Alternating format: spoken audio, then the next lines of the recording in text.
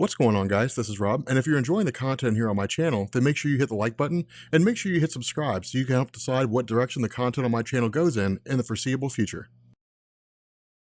So at the time of this recording, the rumor is that the Fantastic Four will not travel to Disney when they acquire their huge chunk of Fox. Whether that's true or not, I don't know. Honestly, the deal hasn't been announced yet, so I honestly have no earthly clue. I would like to believe the Fantastic Four would go with Disney when they buy Fox, but there's a possibility they may not. So because of that, we're just gonna go ahead and throw out like phase one anyway, regardless. We're gonna treat it as if it does go out there. Now, with regards to the Fantastic Four in phase one, this is actually shorter than the X-Men in phase one, where the X-Men in phase one was more like 8 or 9 movies. This is more like 6. For those of you guys who are familiar with the Fantastic Four, which is to say comic book readers, this part of the video goes out to the non-comic book readers. So bear with me for the next, few minutes or so while we run over this. So the Fantastic Four are probably the most important superhero team in the history of Marvel Comics. And this is for a variety of reasons, but the biggest reason is because of the fact that in comic books, there's 2 types of characters and or teams. There are characters that do something new, and there are characters that build on that. They basically sort of,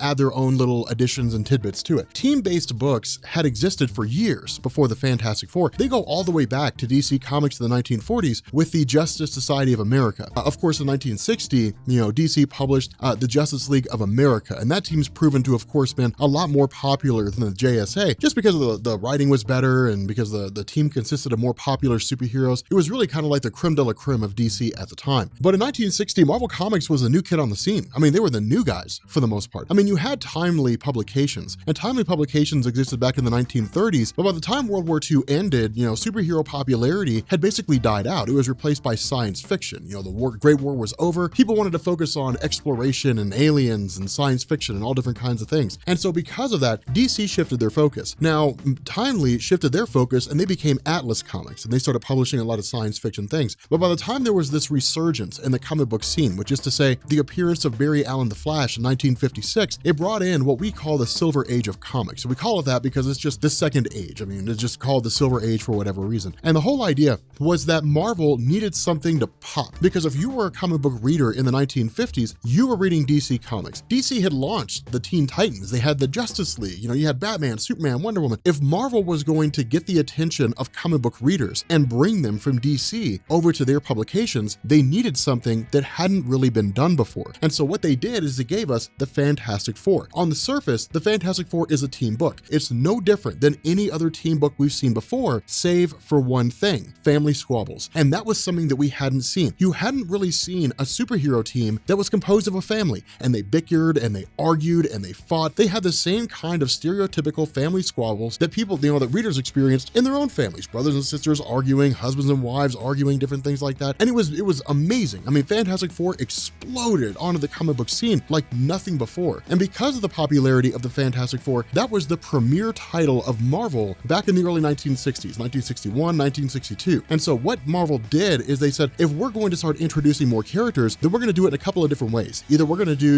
anthology series like Marvel Premiere and Marvel Presents and different things like that, or we're going to put them in the Fantastic Four in some form or fashion. Spider-Man was kind of the exception. Spider-Man, of course, gained his huge, popularity in Amazing Fantasy number 15, the first teenage superhero to be the main star as opposed to a sidekick. But even he teamed up with the Fantastic Four. He actually tried to join the team and they turned him down, which is kind of funny. The X-Men, because they weren't that popular, they teamed up with the Fantastic Four. The Avengers teamed up with the Fantastic Four. Black Panther debuted in the Fantastic Four, and so did the Inhumans. That's how Marvel did things. That's how popular they were. They were the foundation by which Marvel Comics was built. Now, the reason why I went through that whole little rant was because I want you guys to understand the significance of the Fantastic Four being brought into the MCU. This is the first family of comics. The success of Marvel in the 1960s lived or died by the Fantastic Four, and that's just the way it was. And so because of this, we have to treat the Fantastic Four in the MCU with as much importance as the legacy they've built over the years. Having said that, the first movie is simple. It's straight and to the point, just like it needs to be. It's just called The Fantastic Four.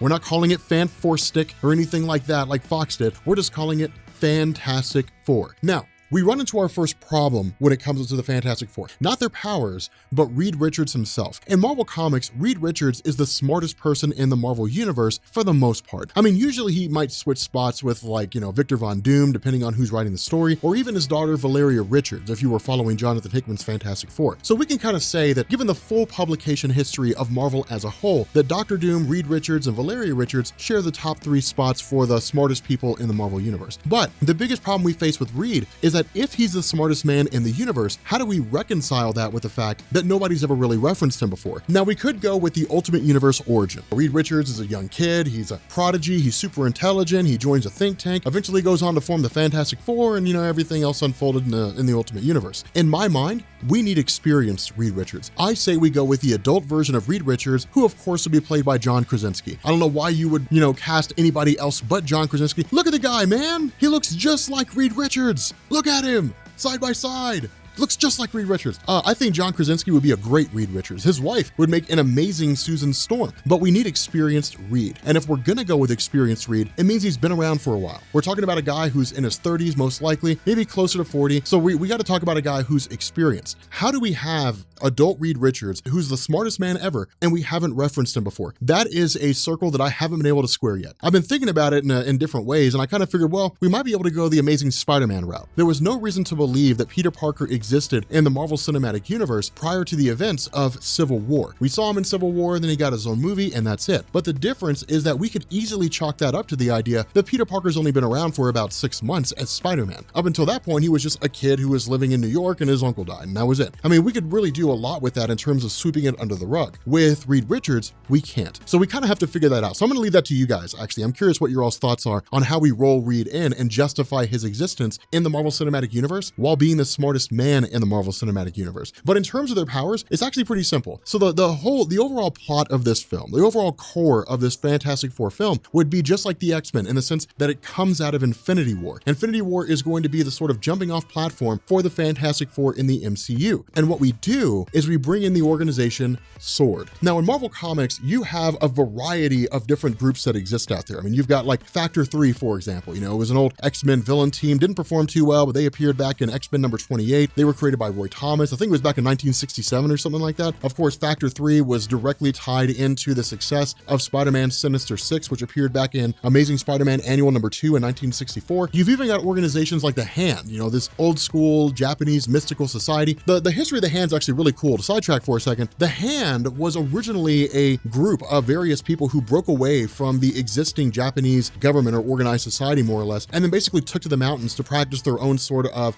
philosophy and martial arts. They were all brought together by a guy named Kaganobu Yoshioka, I think. And then he brought them all together as a singular team. They started worshiping the Beast, and then the Beast basically gave them the means to do things like resurrect people from the dead. But there's a lot of organizations. SWORD stands for Sentient World Observation and Response Department. Where SHIELD monitors Earth, SWORD monitors space. And that's exactly what you do. You do this in the Marvel Cinematic Universe. In Agents of SHIELD, they reference the concept of SWORD in the sense that they made sort of a joking comment about it. Somebody asked Agent Coulson, "Do you guys not have something like Spear or something along those lines?" And he simply answered and said, "No, I mean, we never really had a reason to monitor space before." But following the events of Infinity War, following the idea of Thanos showing up on Earth, most likely the Avengers going out into space and realizing there's all these races that exist out there, making contact with the Guardians of the Galaxy, meeting Groot, meeting Rocket Raccoon, so on and so forth, Drax the Destroyer. There's a lot of things that you can do with that, assuming that Drax's origin is not Arthur Douglas from Earth. But the idea is that the federal government responds by saying, because of the fact that this guy, Thanos, showed up on Earth, conquered the entirety of the Avengers, just wrecked them without trying at all, we need to have some sort of equivalent to SHIELD that monitors space. Enter SWORD. From there, by whatever manner and whatever means we chose to introduce Reed Richards, you have him lead the first mission of SWORD into space to basically explore or something along those lines. The ship goes up, something goes awry, Reed Richards, Susan Storm, Johnny Storm, Ben Grimm have to turn back because they're blasted by cosmic rays or something like that. The result is that they crash land on Earth and they have powers. We do not need Disney or whoever to tell us they're the Fantastic Four. That's the name of the movie. We know what they are.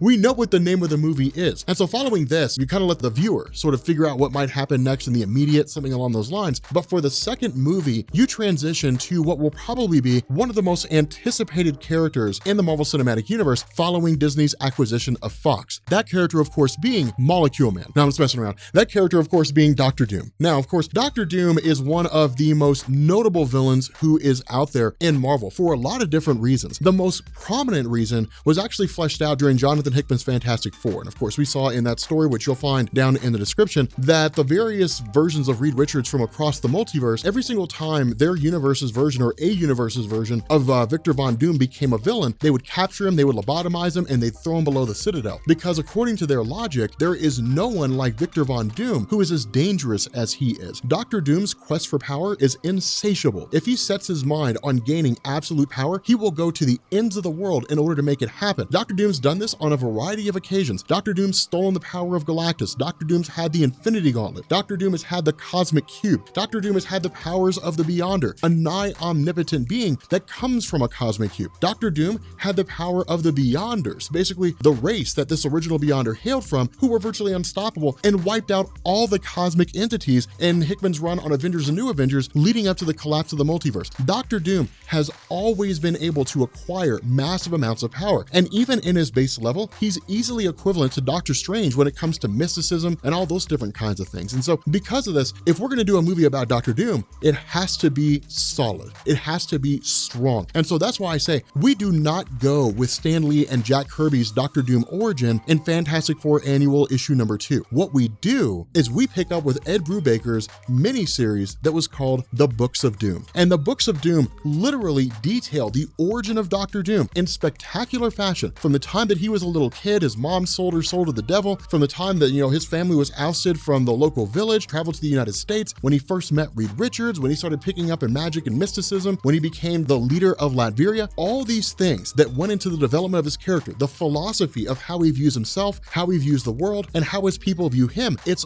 all fleshed out in the Books of Doom. It's one of the best stories ever written about his character. That needs to be his origin. Call it Doom. But the idea to me is that it needs to be a strong origin for the character, because we're not really going to have time to flesh out the story of Dr. Doom following, the future movies that we have in the MCU for the Fantastic Four. Now, following this movie, we go into our third film, and the third film is actually pretty strong, and it's kind of interesting. Some folks may say I'm sort of jumping the gun, but there's a reason why I chose this.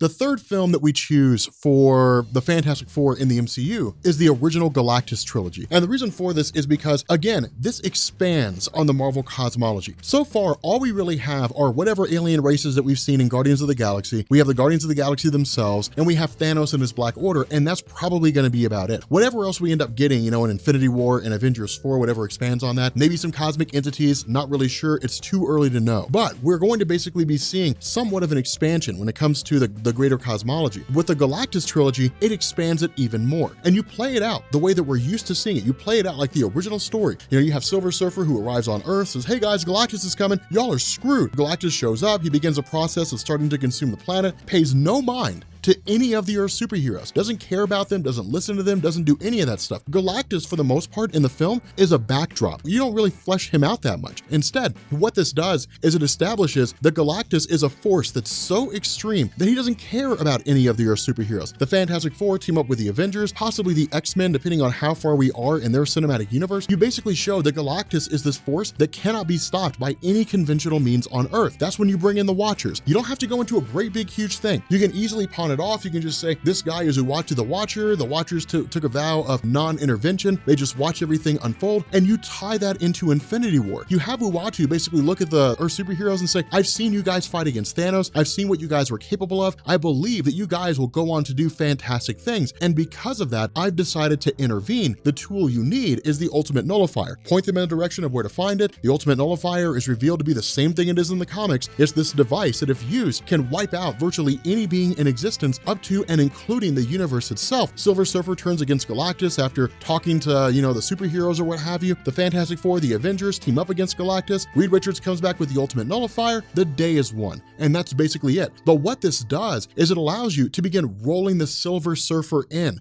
to the MCU. Instead of giving the Silver Surfer a movie, which I don't think he needs, what you do is you have the Silver Surfer pop up in other people's movies. The Silver Surfer shows up in the next Captain America movie. Silver Surfer shows up in the X-Men movie, the next Fantastic Four movie. And all he's doing is he's having these little cameos. But the whole idea is that Silver Surfer is coming to grips with what people are. He's learning to understand humanity. You get to see the world through his eyes, and it allows you to bring in all these different philosophies. Are superheroes really doing the right thing? Are they fighting a losing war? What is the point of saving people who don't want to save themselves, who would rather just stick their head in the sand and wait for the problem to go away? That's what you bring in with the Silver Surfer. That's how he views things. And again, that really helps to flesh the character out. But following the original Galactus trilogy film, from here, this is when you start building up not only Galactus, but the greater cosmology. You jump directly into the trial of Reed Richards. Now in Marvel Comics, the trial of Reed Richards was probably one of the most important stories that involved his character. And the reason for this was because of the fact that this basically detailed the idea that Reed did not kill Galactus when he had the chance. And as a result, all these different empires and races and organizations put Reed Richards on trial for basically aiding in the deaths of future billions, because Galactus will travel from one world to the other and just consume them all in an effort to maintain his own life force. Because of this, you end up learning all different kinds of things about Galactus. In this movie, that's when you start fleshing this stuff out. That's when you go into the origin story of Galactus. You talk about how Galactus was a man named Gallon from the previous universe. That universe came to an end and he was reborn as Galactus. You can choose to bring in things like the Phoenix Force and Eternity if you want to, the sentience of the universe merging itself with Gallon, whatever it is that you want to do. You can grab those super in-depth concepts from comics, or you can just kind of do a rough rush over like we talked about before. He's just born in the previous universe and was reborn in this universe, and that's really about it. But you talk about the nature of Galactus. You basically illustrate exactly what Marvel did in the comics, that Galactus has no definitive form. Humanity sees Galactus as human because we're human. But if Galactus goes to the Skrull homeworld, the Skrulls will see Galactus as a Skrull. If Galactus goes to the Kree homeworld, then the Kree will see Galactus as a Kree. And so because of that, you start fleshing all those things out. Why does Galactus consume worlds? What role does it play? You can bring the Celestials in. You can basically reveal that the Celestials, these beings, basically propagate their own race by planting seeds in planets that are able to sustain life. Galactus consumes planets that can sustain life in order to keep the celestial population from running out of control. He has to be there. That's the point that you make. The reason why is because at that point, Galactus stops being this just villain who shows up and, oh my God, the world's in danger, and you humanize him, because that's the role he plays in the universe. That's the fundamental force he represents. All these different cosmic entities have a role to play. Galactus is no different. And so following this, you jump directly into the aftermath of the trial of Reed Richards, with Reed Richards basically being let off. Basically everybody's saying, hey, look, there's no way he could have known. Galactus just showed up on his planet one day. All he knew was that there was this force that was nigh unstoppable, and ultimately the ultimate nullifier to defeat him. This whole trial of Reed Richards serves the purpose of basically showing Reed there's this massive universe out there. And so from that point, Fantastic Four 2 is a space exploration movie. Now, how it is that you choose to explore space is entirely contingent on whatever it is that Disney and Marvel end up coming out with. I have no earthly clue. But for me, I would make it somewhat of a montage film, in the sense that you would have the Fantastic Four sort of going out. They would spend some time with the Guardians of the Galaxy, or they would travel to nowhere or something along those lines, that celestial head that's more or less a space station. They would visit things like the kiln, but you would do all these different things. You would show the greater universe for what it is. You would see cosmic entities, different things like that. It would just be a matter of observation for Reed and the other members of the Fantastic Four. The movie would be fun. The movie would be more of an adventure than anything else. It would break away from the, traditional serious movies that we've seen so far. And so following this, you would go into what I would consider to be a story that would officially lay the groundwork for the Fantastic Four being rolled more into the MCU than before. Because up to this point, all they've really done is fought alongside the Avengers in the Galactus trilogy. For this final film, what I would do is I would say, if Reed, once they're done exploring the cosmos, once they officially come back, give all their information to Sword in turn takes over, they use that information and they begin the process of monitoring the spaceways. Reed comes back home, he sits down in his chair and he says, humanity is woefully behind. There's all these things that exist out there, teleportation, super advanced weaponry, and here's humanity surfing the internet. We need something better than that. We have to rise to whatever future or whatever belief it was the Watcher thought we were capable of. What we need to do is look to the future. What we need to do is look to the children of this generation and inspire them and drive them to become better people. And so what Reed does is he gathers the smartest kids in the world and he forms what's referred to as the Future Foundation. Now, the Future Foundation is this super cool idea that was created by Jonathan Hickman, I'm pretty sure. And the Future Foundation is exactly what I just described. It's the smartest kids in the world. Now, of course, Peter Parker became a part of it at one point in time, but the Future Foundation was kind of this overarching name where you basically had this huge organization that was founded by Reed Richards that was one part Fantastic Four, another part his kids, Franklin and Valeria, along with other smart kids out there. Now, Franklin, of course, is the reality warper. I mean, that's really what he is. He warps reality on a cosmic scale. I wouldn't bring in those powers just yet. I would wait until like the second phase to start talking about how Franklin is on par with Galactus in terms of what he can do. Instead, I would focus a lot on Valeria, the fact that she's basically the smartest kid in the world. I would focus on Reed trying to make the world a better place. That would be the whole motivation behind it. That would be the whole idea behind it. What that does is it puts the Fantastic Four front and center to where they need to be. The Fantastic Four are explorers first and then superheroes second. A lot of it's because of the fact that in Marvel Comics, you've got so many other teams out there who engage in a variety of different conflicts. The X-Men, the Avengers, you got all these different groups out there that engage in battles and so on and so forth, and are always there to save the day. When it comes to Reed, he's like the go-to source when people can't figure something out. When,